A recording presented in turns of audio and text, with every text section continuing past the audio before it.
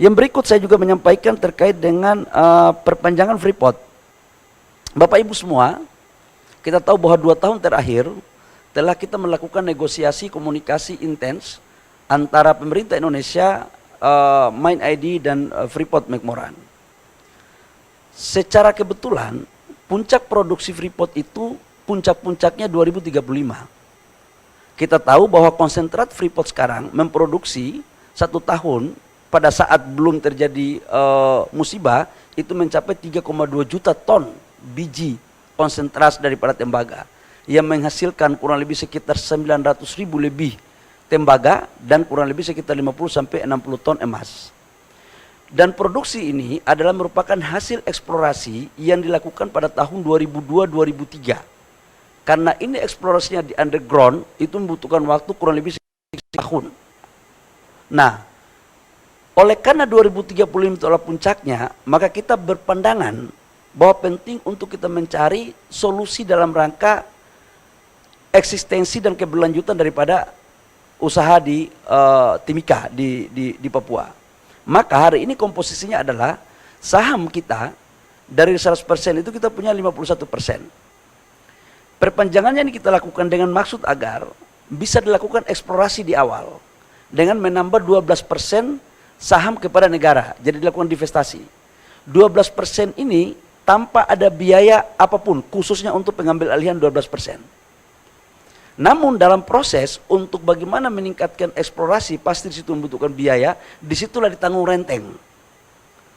Nah, dengan demikian maka pada tahun 2041 negara akan mendapatkan saham 51 tambah 12% berarti 63, di mana penambahan 12% saham ini juga akan berkontribusi, akan dibagi sebagian kepada pemerintah daerah Papua, penghasil tambang.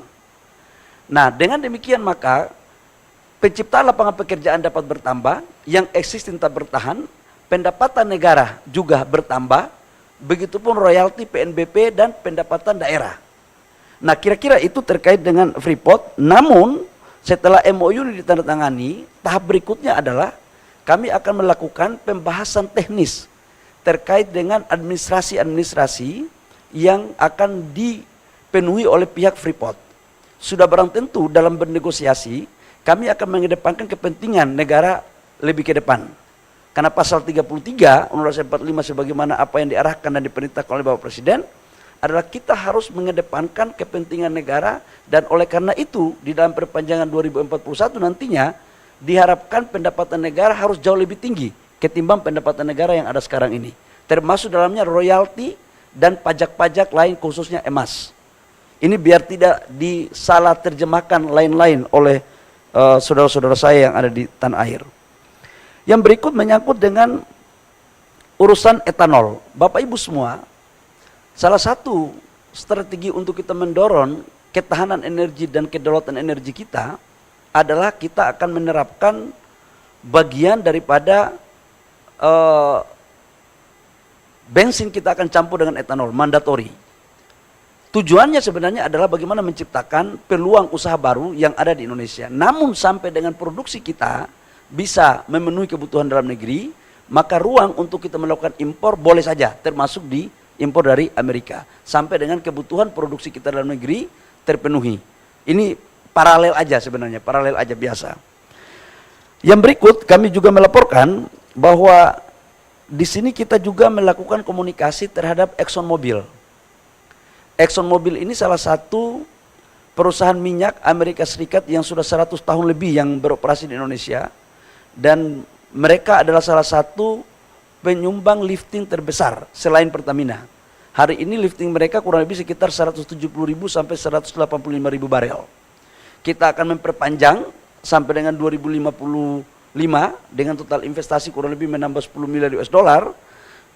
Namun ada beberapa hal yang harus kita clearkan, termasuk dalamnya adalah sharing cost recovery antara pendapatan negara dan pendapatan K3S. Sebentar lagi akan selesai. Ini merupakan bagian yang tak terpisahkan dari komunikasi bilateral kita antara pihak swasta yang ada di sini maupun dengan pemerintah Indonesia, termasuk dalamnya adalah berkomunikasi dengan pemerintah Amerika Serikat. Download Tribun X sekarang, menghadirkan lokal menjadi Indonesia.